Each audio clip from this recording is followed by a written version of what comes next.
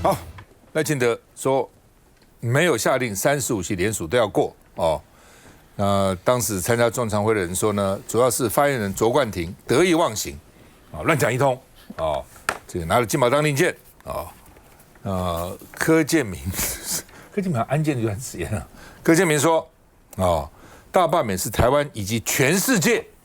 对抗共产主义的必须手段讲些什么话？我就觉得这些讲话我都已经不知道他们讲些什么了然后呢，所以说从柯建铭点火到卓冠廷的失言那说民进党的罢免行动早就有剧本，都写好了，就按照剧本排练，按照剧本演出那么另外呢，这个二阶最早送件的台东黄建斌被罢免，有16000份联署书送到县委会因为台东人比较少了，所以16000就够了而且16000已经破了1.5倍了所以原来可能只要11000就够了那另外呢，这个说有6个国民党的委员他的二阶联署破了4万份，包括洪孟凯、王宏威、廖伟翔、黄建豪、李彦秀、牛许婷说呢这个超过4万份那尤一农说有20个国民党委员会过了二阶所以呢，这个尤其深南选区比较危险为什么呢？因为你罢免只要1/4就好了嘛。假如说虽然它是深蓝，对不对？你现在哪有时候选举90对10的没有大概是60比4065比35就已经这个相当悬殊了那我当选不了，我25%的仇恨动员，我终于动员得出来嘛好，那么所以呢，这个为什么这个在深南选区还过二阶？有人说是呢，主要是民进党全面介入，那民进党一直在那边装，说我没有，都人民团体等等，所以就是他。我们看一下。我看这1年我老了好多现在搞什么大罢免什么很多，我接到很多华侨的声音，大家很关心立法院现在又怎么样了？立法院的确是3党不过半，院长容易老。主动提及大罢免导致的动荡政局，韩国瑜接近透露内心忧虑，毕竟绿营方面更传出总统赖清德已在中常会下令命令所有的党公职35席国民党的立委全部都要过二阶，这就是我所认识的赖清德，完全没有改变。眼看赖总统的绿营立下军令，国民党也展开反击，30号起罢免绿委联署站在党中央成立。赖清德总统大概在看到4月26号凯道上面高达25万人之后，真的走心了。可是同时呢，我们又看到党团这个干事长吴思瑶又说，没有听过这样的消息。难道吴思瑶现在是在打脸卓冠廷吗？到底谁的说法有漏洞？总统下令罢免35席蓝营立委之说转述的党发言人卓冠廷被同党中常委直接戳破。卓冠廷，可能是看形势怎么样他得意忘形，主席没安尼讲点名卓冠廷得意忘形，而在此之前，针对幽灵联署，民进党秘书长林右昌点名蓝营有组织犯罪之余，也被质疑对检调下达指导期。向龙，我补充一下，刚大家在谈劳工5月，已经5月1号嘛。但我觉得今年的劳团的运动好像没有抓到什么重点。第一个就是去年劳委会劳动部出了这么多的事儿，你的劳工安定基金被滥用到这种的地步，可是我觉得劳团这1年的表现仍然很弱，对自己的权益在特定的政治立场之下就是出不来。而在野党似乎也没有能力做某些社会力的动员，或是没有意识去做社会力的整合，这是第一个。第二个就是说，劳团拿台湾的劳动工时去跟新加坡比，那真的是什么在比什么？新加坡的人均所得是8万多，新加坡的平均的薪资，劳工的平均薪资全球排名第11名，亚洲第1第2名是香港，台湾是遥遥落后。拿新加坡去比工时，你没有看到人家的薪资，那个差别是非常大的。新加坡跟香港是经常呢，政府呢有盈余到钱出来发回给老百姓了，让你当奖金的。台湾你看过吗？台湾的劳工团体对于自己所处的环境的恶劣，一直都缺乏自觉。我甚至于高度的质疑许多的劳团，你们在为特定政治立场的服务，跟着特定立场走太久了之后，你们连把真相告诉劳工都不敢，让了劳工呢一直都在一种呢被压迫、被压榨的情况。你看到的所有的政府的这种的各行业的一些薪资，你只要扣除掉水电燃气业的这些的国营事业，你只要扣除掉资通讯产业，你只要扣除掉金融业，你看看其他的行业的薪资是什么样子。我刚刚讲的都还是平均哦。如果你把刚刚这3个行业拿掉了之后，我看绝大部分的劳工这么多年来，你的生活是越来越糟糕的，你有意识到吗？你可能会觉得你的生活越来越辛苦，但是你不知道原因，你都以为大家都一样，错，并不是这样，而未来会更糟。今天川普跟台湾说我要台积电，我要你说的供应链，他会说我要呢电的资通讯产业以外的其他的哪个行业吗？不会，只要没有能力从台湾搬走的那个行业呢，基本上都是低薪行业。在过去两岸关系好的时候，这些行业都还 OK， 包括石化等等这行业都还可以。现在呢，没有一个呢是好的。你现在看到的，当然卓冠廷讲的话了。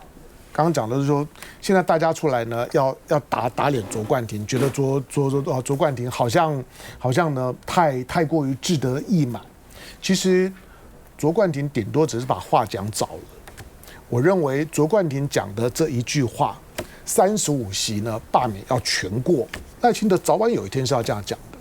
没有什么关系。卓冠廷呢就顶多只是早讲了一阵子，早晚呢赖清德呢是要站出来。以一种呢王者誓师的这样一个身份呢，告诉呢所有的民进党说呢，35席罢免我们要全过。有本事你赖清德就不要出来讲这句话，早晚是要说的。这种呢套路戏就是 hold you demand day， 等到最后的时候呢，再由主帅呢登高一呼，带动呢最后的罢免的气势。民进党又不是第一次玩，没有什么好客套。这个时候去打一个小孩子也没意思了，他只是比较不懂事而已。现在对于罢免这件事情，我觉得在野党这个时候呢，可能因为所有地方的动员以及准备的过程当中呢起步比较晚，再加上司法呢完全，你想调查局，我还真的头一次看到，就是调查局会去办这种伪造文书的全台发动的案子，调查局真的闲到这样的地步了吗？调查局在台湾来讲，没有重要的案子，调查局是不会动的。调查局都要大专以上的才能够进到调查局里面。认真去，在野党应该认真想想看，就是说为什么民进党在2025年的这一刻把大罢免呢看得这么的重要？明明呢全世界，你光看这个礼拜的时间，你看到加拿大反川普的，在加拿大赢了，基本上面呢反美不反中的加拿大。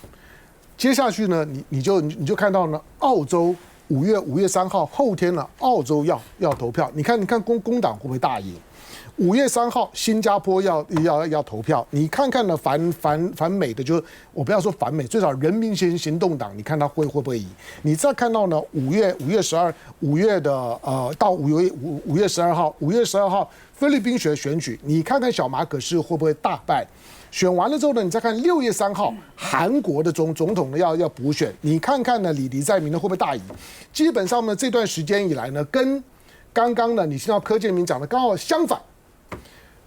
光是呢5月份呢，你将会看到呢全世界一系列的骨牌都告诉你，就是说呢会抱着美国大腿的、亲美国屁股的、跪得很漂亮的一个岛。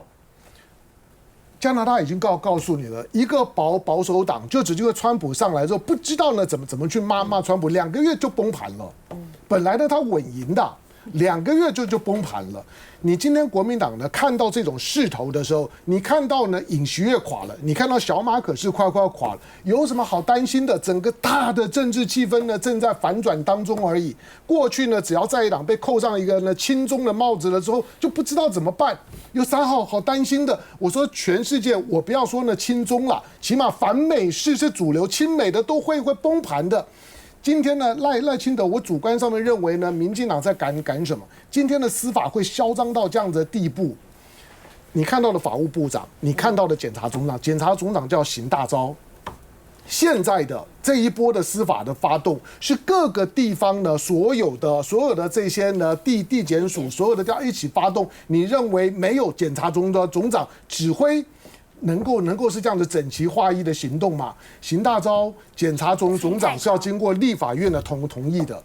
立法院的同意，但是检察总长的任期明年就要到了，就要换检察总长。上一次的检察总长为什么会同意？因为民进党在立法院里面过半呐，所以蔡英文提了谁就是谁了。这几年的时间，司法作威作福的，我不要说你半蓝不半绿了，但是你看看办案子嚣张的样子。台湾今天竟然呢会把羁押禁见呢当作办案的基本手段。跟我年轻时候呢，所有民进党在告诉我的那种民主、人权、法治的自由的这种的教育，完全背道而驰。如果这次大罢免成功了，明年就会有一个更嚣张的检察总长，而在呢立法院里面是没有人挡得住的。如果你想要挡住呢这司法的罪恶，这一次的大罢免，在野党如果不赢，台湾的司法就崩溃。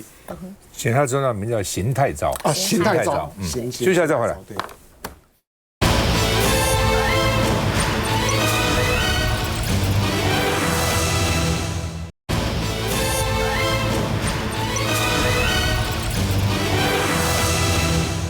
好，基隆民政处长被交保也辞职了，但是检察官还是不服，怎么可以把他交保？所以要抗告，非把他关起来不可哦。我觉得现在各地检察官都在比赛哈。那另外呢，这个因为这民政处长他承认说呢，他查个资帮助罢免联署哈，有两种可能，一种是他把个资给别人，这不行；一种是别人联署以后问他说，哎，这个人到底死了没有？或者还在不在选区，就 double check。实际上，这个选委会也会把这个资料交给民政单位去 check 的，只是那是官方 check 了。那现在到底是谁哦是要去这个罢免联署哦来检查？那谢国良就说，因为他们就讲说啊，绝对不会只有一个民政处长，一定往上走。谢国良说，我对刑法很清楚啊，我大学研究所念了4年多，都念了刑法，我不会犯法的啊，意思是这样哈。那另外呢，这个民进党就说，不但谢国良。朱立伦应该负责，要往上走啊。那另外呢，民进党也要基隆市选委会2个罢免停止，不要再继续了，哦，不可以再继续啊。那另外他们还告林佩祥说伪造文书，就是说，因为有100多个人啊，就是在罢免林佩祥有被移送说是伪造文书，那他们就告林佩祥说这个伪造文书是伪造的，问题是不是林佩祥伪造的？谁罢免他，对不对？他怎么知道谁罢免他？他会自己去伪造一个来罢免我自己吗？他们意思就是你自己搞了一些假的，然后呢说罢免你自己，然后这不合规定，意思是这个意思啊。所以呢告他伪造文书。那林佩祥就说，明明是有人伪造签名要罢免我，怎么说是我伪造文书呢？哇，这民进党这很厉害，就是伪造的人哦，然后还可以这个告他说伪造的文书这样啊。好吧，这个我们看一下。他是基隆市民政处长张渊祥，因涉犯幽灵联署遭约谈，最后40万元遭报。张渊祥能免被羁押，法院就透露，因其坦诚犯行，认了用职务之便查询户政系统个人资料，以帮助罢免民进党议员联署，也就是涉犯个人资料保护法第41条、第44条之公务员假借职务上机会非法利用个人资料罪及刑法上的伪造文书罪。这各自泄露的使用的软体是中国的微信，到底我们有多少的资料已经被中国共产党所掌握了？根据检方调查，张渊祥使用微信群组跟党部主委联络，等于把护育证的个资都在微信流传。看看张渊祥经历，他的父亲正是前市长张通荣，2022年因议员连任失利被延揽担任民政处长，令绿营也质疑张渊祥能如此明目张胆是有高层受益。我在政大法研所刑法中心念了4年半。才把我的硕士辛苦的拿到。对于一些刑法的构成要件，我是相当清楚。好吧，除了基隆以外呢，台北市也发生问题了。本来认为全台湾最有机望被罢掉就是吴思瑶，而且呢，在士林北投呢，他们2阶联署的还算蛮顺利的啊。每个议员呢都分配了配额，而且呢将士用命哈。结果呢，这个领衔人叫做张克进啊，我不知道这个人是谁哈，宣布退出了。突然写了一封信说呢，这个他这个为了什么国家啦大家全国要团结一致啦朝野都要回归这个工作岗位啦等等，所以呢，他在昨天晚上丢出来，他不干了这不干就很麻烦了因为按照我们的选罢法76条就是你要就领先人要退出的话呢，要提议人的1/2同意才可以。什么叫提议人呢？就一阶的那些人都叫提议人。一阶假定说有这个4000人一阶的话呢，你要一阶4000人的一半2000人同意才可以。你要按照那个户籍，你要把那些都找来，请他们同意，说我现在要换另外一个人了这个难度其实蛮高的那你现在变成说一阶如果这样子，那2阶正在如火如荼的在联署，那一定会士气会受到打击嘛，一定会所以呢，现在我第一个就不懂怎么找到这样的这个领衔人。不过当然，你现在可以讲说，因为司法把他们迫害了，司法没有谈，因为这些人可能都没有被这个检调约谈过一约谈然后就害怕了搞不好还威胁甚至威胁你家人威胁这个威胁那个把你抓起来，将来给你关起来一般人想，我到底招谁惹谁？我干嘛要背这么大的一个罪名呢？很多人可能就怕了现在不止，因为他这个比较这个清楚是退出了张克进，其他很多人领衔人都不动的也有的，害怕也有的简直我还命他们彼此间不能够沟通。那领衔人之间或是这个领头人之间都不能讲话，不能沟通，他怎么进行这个罢免呢？所以看起来这个司法这招还是有效的好吧？这就我刚刚讲的76条的这个第8款就讲得很清楚要1/2以上所以呢，现在要多少呢？要2054人同意，换句话，一阶呢就签了这个4108人所以呢，现在要一半就2054人所以呢，国民党有人认为说恐怕会全军覆没。为什么？那是最有机会指标的地方就是士林北投而且呢，真的联署人等等那些这个议员民意代表都非常认真、非常努力的而且他们本来之间也有些恩怨的。那前一阵看起来呢，恩怨也慢慢不管怎么样，至少这个暂时不提了彼此之间呢也还都能够团结一致结果呢，居然这样那怎么办呢？我们看一下。这份由张克进亲笔写下的声明，可以看到张克进是说呢，台湾此刻正面临国际经济及国内政治议题但是呢，无止境的抗衡只会让台湾的政治经济民生在原地空转，不得停止。所以呢，他愿率先退出对立罢免的竞争议题，希望全国团结一致。有很多的领衔人，他们都是最后被拱出来的。他们可能也是基于力挺国民党，或者是受了什么样子的压力，我不清楚。但我们尊重每一个人他的民主权利的行使。只是这样是否代表罢免吴思瑶的行动戛然而止了呢？因为根据中选会规定，领衔人要换人，除非是死亡，或者是要一阶联署人的1/2人以上同意呢，这领衔人才能换人。好，杨志斗就说你这个张克进，你最好三思而行对不对？你要大家团结，民进党也要跟你团结吗？民进党有停止罢免吗？今天黄建斌的2阶都已经送出来了，人家35个都要把你罢掉，就你现在自己在那边什么团结那吴思瑶说呢，他是被挂名的所以现在就退出了。林俊宪说，哈，你们找得到人吗？要找2400多个，你找得到人吗？2040几个那另外呢，这个国民党说已经做最坏的打算了，说中央党部不排除都被搜索因为他会从地方党部一路走往上走来，这个洪威怎么看？我先讲一下黎佩祥那个案例实在是非常非常离谱。大家可以看到，现在就说你有死人联署、伪造联署，那么从南到北检调大办案、大搜索、大羁押。那么很多都是罢免的领衔人，结果呢，罢免林佩祥出现了116份，非常多的伪造，而且最主要是这个告发不是林佩祥去告发，这个是中选会去告发。结果呢，不但没有办，这个领衔人呢，竟然就是做贼喊捉贼啊！跑到那边去告林佩祥，说你伪造文书。你说有这样吗？恶人先告状。那请问一下，你检调办了没有？有办吗？那为什么所有的领衔人，你可以看到这些领衔人不是被关进去啦，不然就被上手铐啦，不然就像张克进一样，我不玩了哈，那干脆大家来大团结，大家会发现到底在团结什么？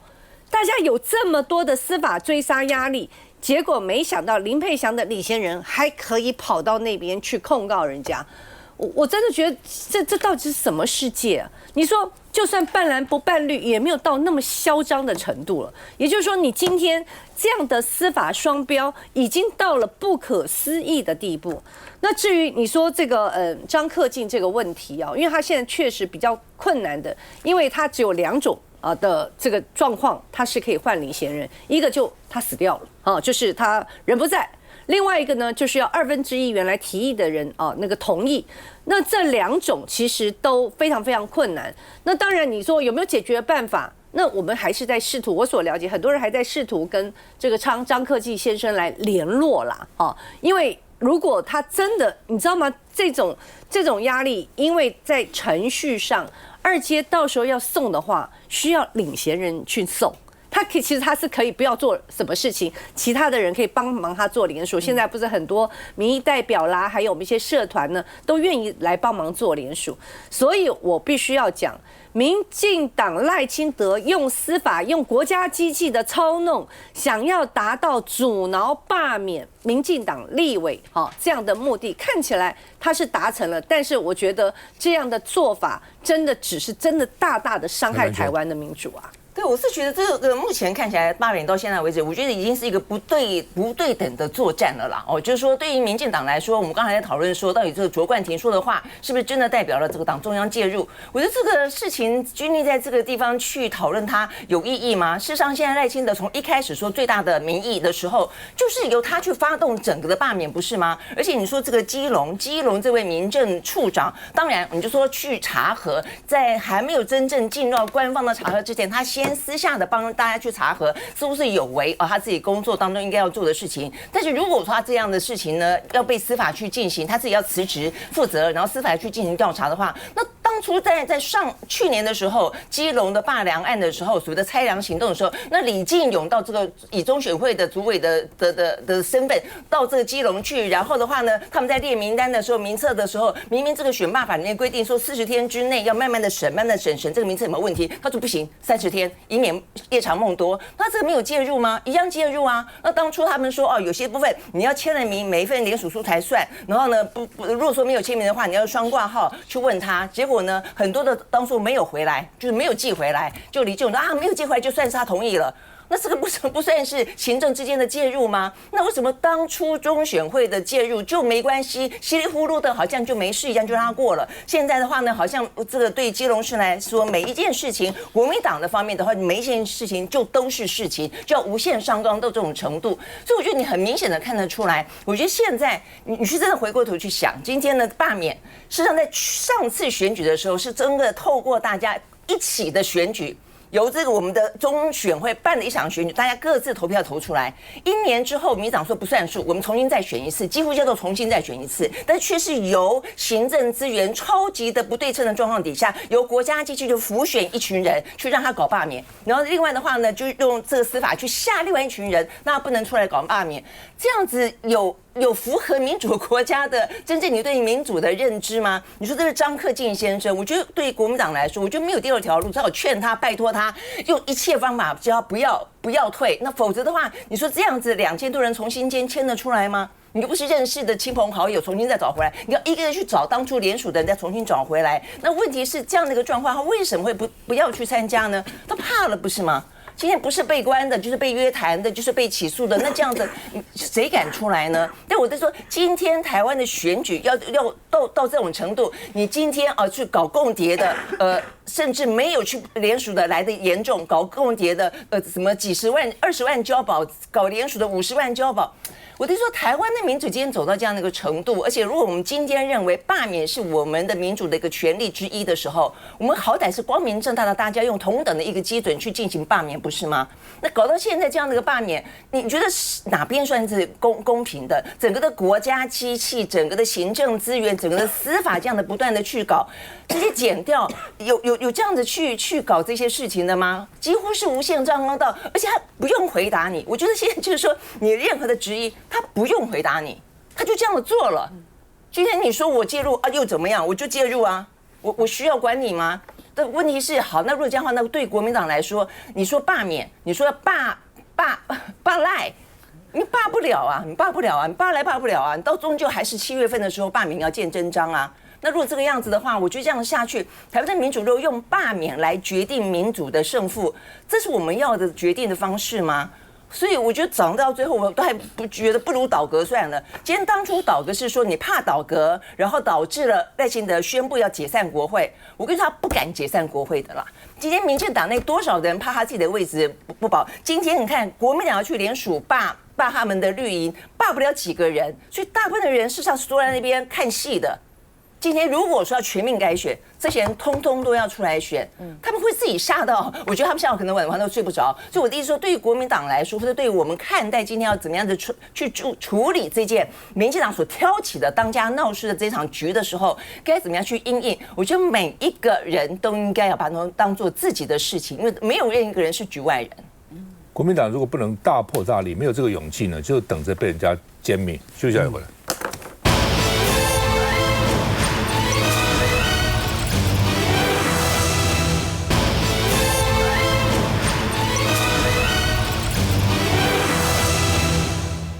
好，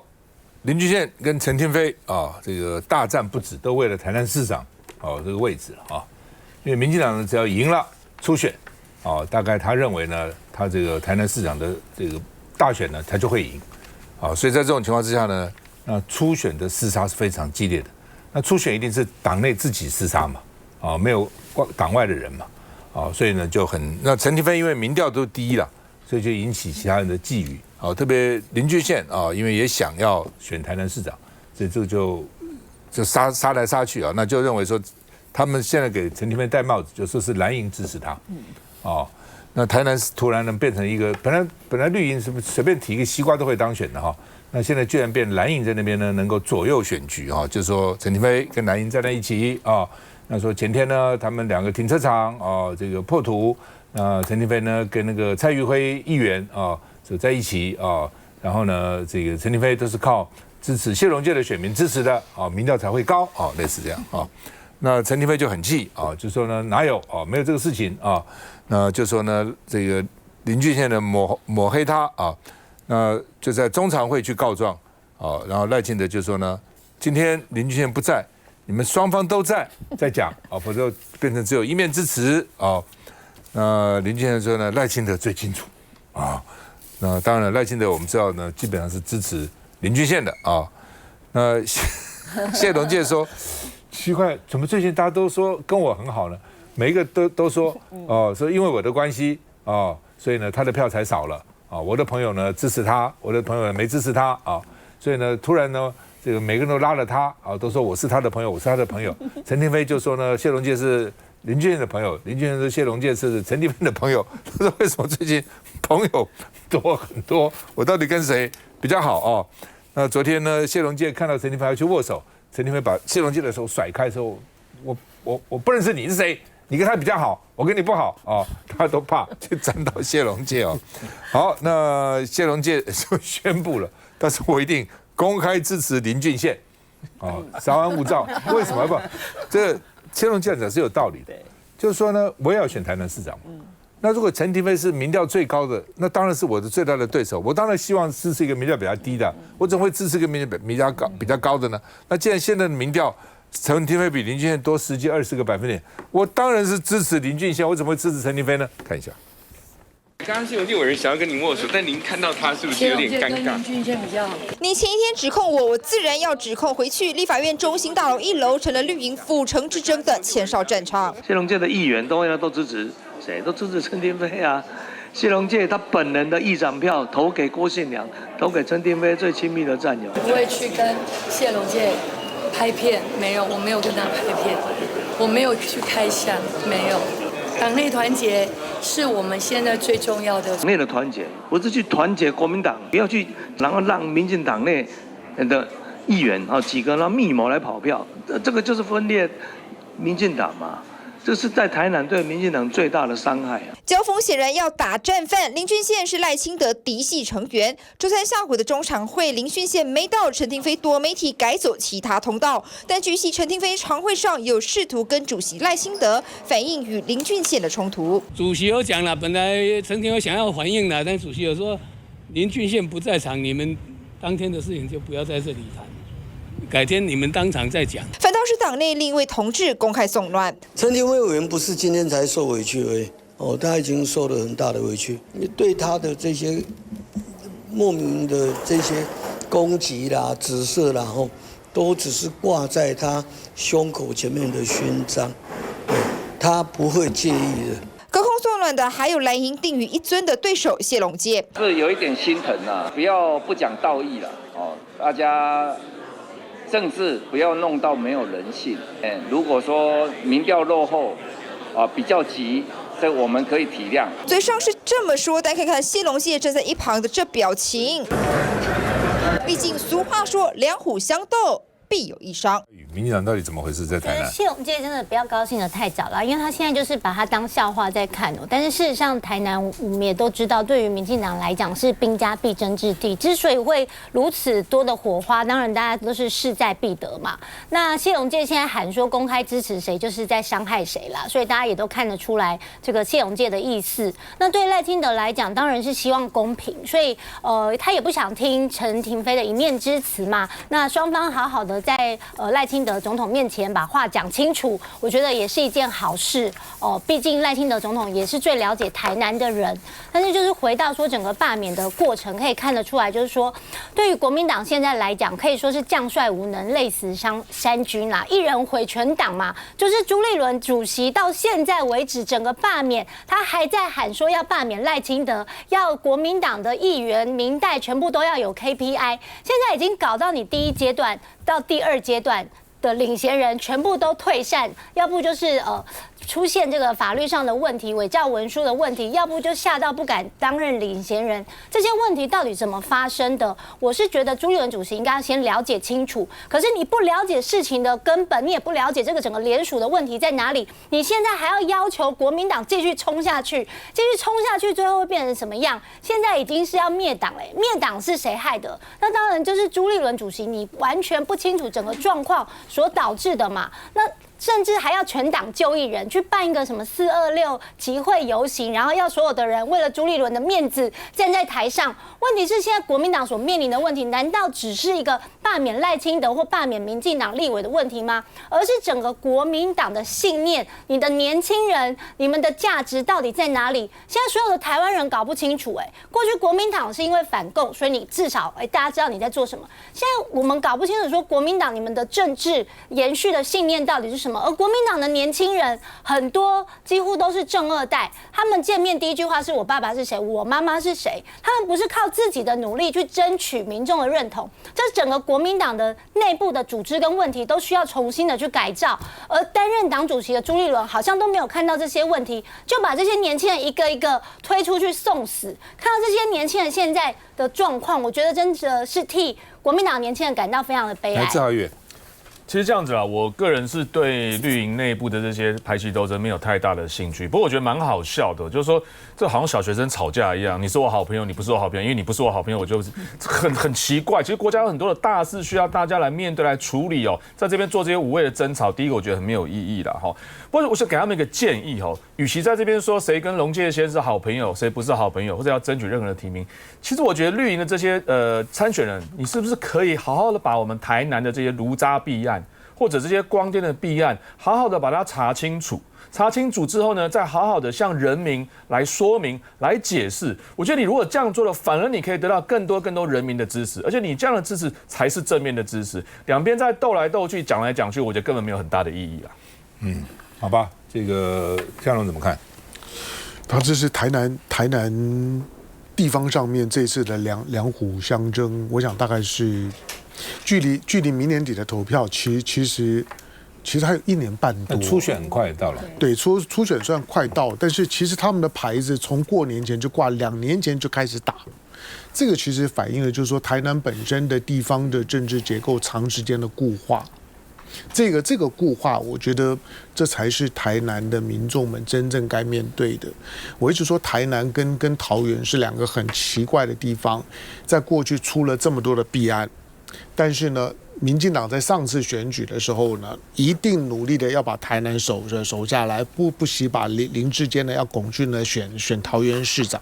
但是还好没有成功，所以呢桃园变天了。可是台南的问题这么多，难道要这样子继续让两绿相杀？不管是谁出来，其实他对于地方政治的基本的盘面不会有任何的改变。今天我们在讨论林俊宪，或者说是陈亭妃，或者呢在旁边呢插花的，在就是说嘻嘻哈哈在闹的，看到谢龙介，那真的不是重点，重点就是说台南的地方的政治板块的藏污纳垢。如果仍然是保持这种的形态的话，那些的问题会层出不穷，而且都不会有答案。这是台南号称古都这么久了，真的能够忍得下去吗？好吧，就算一些民间机构啊，像外商、银行什么的哈，那个承办员都要经常更换，好，或者是强迫你去休假，让代理人看你有什么弊端啊。那在政治上呢，任何地方执政太久，里面一定有很多弊端，藏污纳垢，而不会被知道，互相的掩盖。休息一下再回来。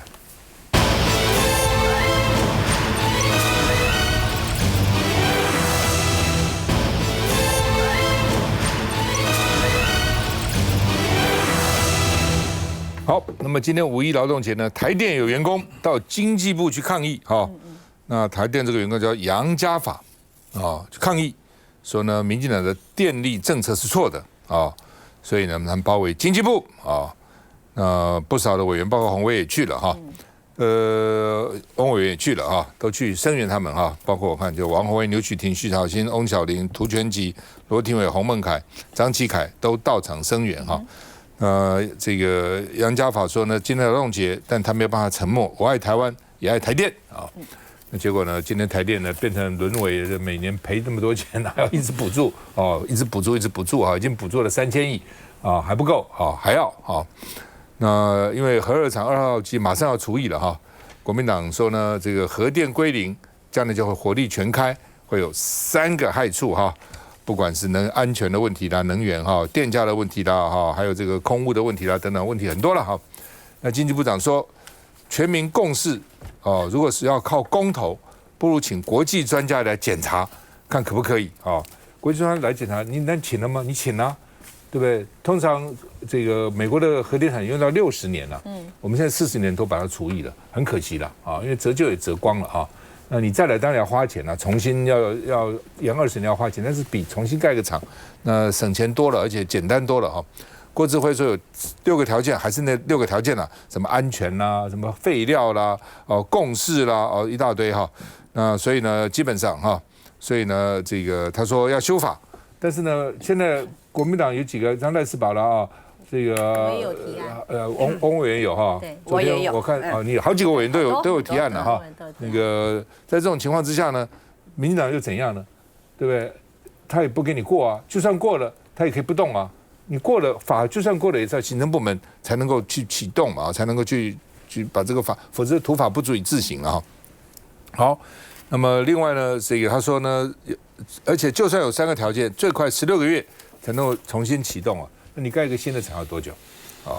好吧，经济部长问说，我认什么错？我有什么错？意思是说错也不是我造成的，政策也不是我定的，我只是执行政策而已那另外呢，这个台电员工包围经济部，郭智慧生气，你看不下去你可以离开，不要在台电做，滚蛋就这个意思另外呢，518因为将来这个核电厂都已经完全不用了嘛哈，518以后电价上涨，说我下台哈，但是你是不涨到什么时候呢？是只有518吗？那之后呢？那另外呢，这个现在缺电启动大林5号备用燃气机组，经济部说这是正常的供电调度啊。现在就几个问题了，一个就是说你电够不够，这是一个；第二个电稳不稳定，第二个；第三个电价涨不涨，这很大家想我电够了，你成本涨多少？你看一下。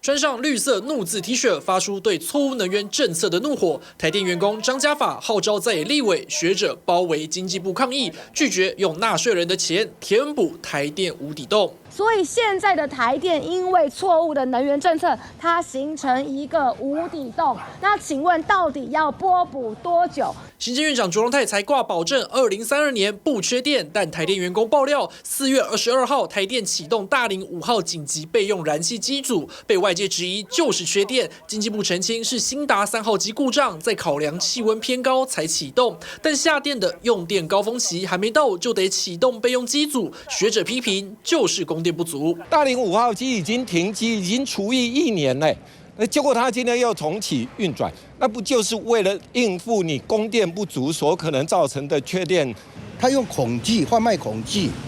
来说核能很恐惧，真正反对核能的人，各位我不要说名字，哪一个人曾经在核电厂做过？眼看核3 2号机将在5月17号除役，经济部长郭志辉直言，核电研议只要能够修法通过，不需公投决定。台湾民意对于核能研议已有共识，是不是你觉得需要公投再进一步确认这个共识呢？我认为是不用公投了。为防缺电危机，在野力拼修法，盼核电顺利研议。那你们早上去怎样？是我想就是有关于核电厂研议的事情，这是我们从去年这个当立法委员之后我们国民党其实就积极推动的法案核电厂要研议。那研议的当然主要几个重点，第一个，台湾缺电就是一个不争的事实，我们现在的再生能源、绿能等等的这些比例根本没有办法达到民进党政府所说的在明年可以达到20%，现在我们大概再生能源的比例大概也就11%点多，不太可能在短时间里面全部就是递补上来。那更何况这个现在民进党他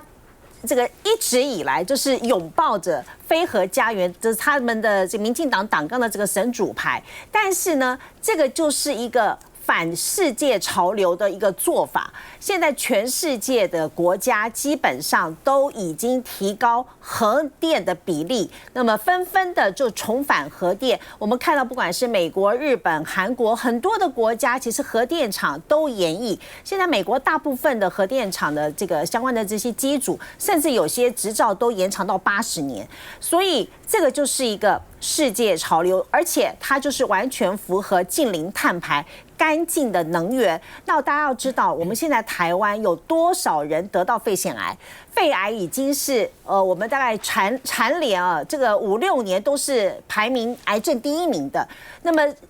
这个空污的问题非常的严重，所以我说我们现在主张的还不仅仅只是我们要能源自主，我们不缺电，更重要的是要还给我们国人的健康。所以我们不要用废发电，要支持干净的核电，我觉得这是很重要的。因为5月17号核3厂的2号机组要除役，那也就是说，等于宣布台湾的核电走入历史。所以在立法院里面，包含蓝白就在野政党，我们现在会全力先推修法。所以我们在力拼在5月17号之前，在立法院能够3读通过核管法的修正。那这里面就是好几位委员，包含翁小玲委员，我个人，我们好几位委员都有提案。那这就是呢，让我们可以延寿，就让这些核电厂可以延役，得到一个法源的依据。但没有错，它必须呢，这个法通过之后，再由行政部门来做评估。可是你郭智慧自己讲啊，他说，核3延役不需要公投啊，他这个可能是要赌民众党，民众党有提到公投案，就是核3延役嘛。他说，不需要公投，修法就好。好，你说修法，我们就把法修通过给你。虽然我们里面有一些我们支持者说，干嘛要帮他们当刹车皮？干嘛要帮他们解套？但是我们基于全国的利益、全部产业的利益、台湾能源的利益，我们愿意继续的去推动。所以在5月17号我们推动修法之后，那既然看郭志辉，你怎么样去承诺嘛？怎么样去兑现你的承诺？你说修法就好，我把你法修正。就像他刚刚讲说啊，没关系啊，我找一些国外专家来评估，你也没找国外专家来评估。你要修法到现在，行政院有版本吗？行政院没有任何版本，不但没有版本，民进党党团还一直不停的挡。老蒋，不要他挡的话，我跟你讲，明天我们就可以修正通过了。所以民进党自己一直在挡，而其结果挡的结果呢，就是让台电继续的亏损。你现在要来跟我们要1000亿。就像我们讲的嘛，你能源政策如果不调整的话，这是一个无底洞。到底我们要拨补给你，把钱填给你，要填到什么程度，你才能够满意呢？所以基本上我们在野政党会负起责任，我们会完成修法。这个其实也就是彰显今天为什么在野党要超过半数，否则的话，这些能源问题就让民进党、让执政党现在就给你摆烂嘛。向龙。台湾的能源政策是一个台湾过一天算一天啊，没有人愿意认真面对的问题。那民进党在反核的问题上面呢，因为已经蛊惑老百姓啊，身边的毕竟这些的反核团体已经被洗脑，同时自我催眠几十年的时间，我也能理解了。一个人要经过几十年之后呢，回头呢去否定自己，承认自己是一场的错误，然后开始做路线修正，它真的很难。好，但是你起码要知道，就像我们现在在谈到的，就是说民进党政府想方设法呢，就是要在各种的预算编列里面，把台电的补贴的那些钱呢放到里头，用各种的名义不相干的，总之你可以想见，就是说台电的那个亏损的那个洞，对于台电，对于政府部门来讲，痛不痛？痛。如果不处理，会不会有问题？当然会有问题。1000亿是什么概念？虽然总体来讲呢，我们的民生电价相对世界各国的电价基本上都在调涨，我们的电价工业电价呢涨幅呢比较大，民生电价呢相对看你不同的用电的集聚，感觉上面呢不是这么的大，虽然有涨，但没有这么大。可是1000亿你把它除以2300万人，每个人呢是4000多块台币啊。平均的一个月呢，就是300多块，这只是你看不见。就是我们一直都容许政府部门用去补贴呢，用台电呢先补贴，然后呢，我们再把收来的税呢，再想办法呢去补贴台电，用这种的方式去绕过所谓的涨电价。电价不涨，当然涨啊，因为你每年你都在补贴台电啊。能源的问题，如果今天的执政当局把反核抓在手上，把台独抓在手上，当他呢不撞南墙不回头的时候呢，你只有用政治手段处理。可是在野党因为现在的政治力量太弱了，以至于呢不只是两岸的问题不能够处理，经济的问题不能够处理，蓝绿问题不能够。